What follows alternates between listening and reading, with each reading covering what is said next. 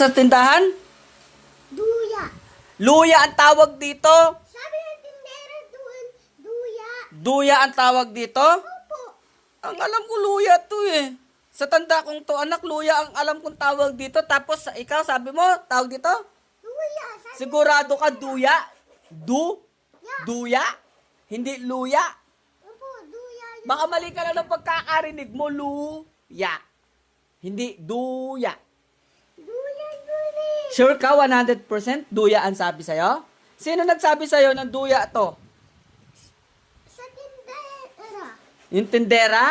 Matandaan na yung tindera? Ah, hindi. Ano ba tawag niyan yung babae na tindera?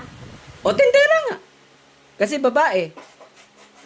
Tindero. Ay! Tindero pag lalaki.